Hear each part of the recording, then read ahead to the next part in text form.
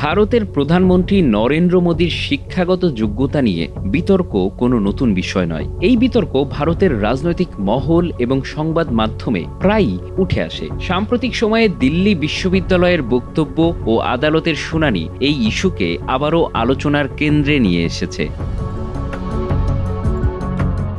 মোদি দাবি করেন তিনি ১৯৭৮ সালে দিল্লি বিশ্ববিদ্যালয় থেকে স্নাতক এবং ১৯৮৩ সালে গুজরাট বিশ্ববিদ্যালয় থেকে স্নাতকোত্তর ডিগ্রি অর্জন করেছেন। তবে এই ডিগ্রিগুলোর সত্যতা নিয়ে প্রশ্ন উঠেছে। বিশেষ করে বিরোধী দল আম আদমি পার্টির নেতা অরবিন্দ কেজরিওয়াল এই বিষয়ে তথ্য জানতে চেয়েছেন।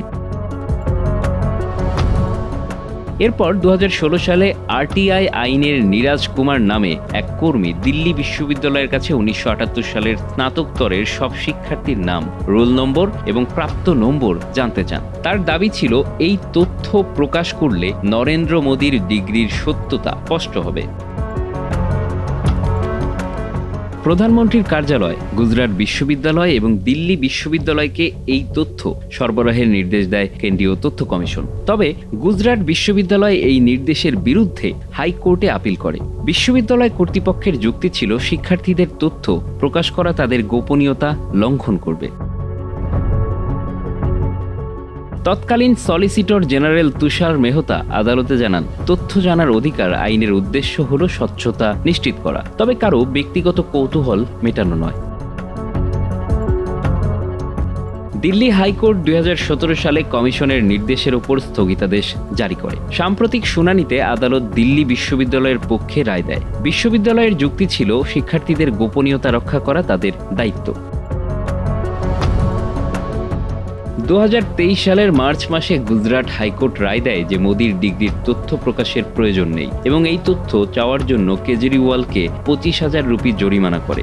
আদালত উল্লেখ করে যে প্রধানমন্ত্রীর শিক্ষাগত যোগ্যতা জনস্বার্থের সঙ্গে সরাসরি সম্পর্কিত নয় এবং এটি তার ব্যক্তিগত গোপনীয়তার অংশ। বিরোধী দলগুলো এই রায় নিয়ে অসন্তোষ প্রকাশ করে। আম আদমি পার্টির নেতা অরবিন্দ কেজরিওয়াল বলেন, প্রধানমন্ত্রীর শিক্ষাগত যোগ্যতা জানার অধিকার জনগণের থাকা উচিত। মোদির ডিগ্রি নিয়ে বিতর্ক রাজনৈতিক ময়দানে নতুন মাত্রা যোগ করেছে। বিরোধী দলগুলো একে প্রধানমন্ত্রীর স্বচ্ছতার অভাব হিসেবে ব্যাখ্যা করেছে। অন্যদিকে বিজেপি দাবি করছে এটি একটি ভিত্তিহীন বিতর্ক। সমালোচকরা বলছেন, ভারতের মতো বৃহৎ গণতান্ত্রিক দেশে প্রধানমন্ত্রীর শিক্ষাগত যোগ্যতা নিয়ে এই বিতর্ক শুধু রাজনৈতিক ইস্যু নয়, বরং এটি স্বচ্ছতা এবং জবাবদিহিতার প্রশ্ন। Bangla affairs news desk.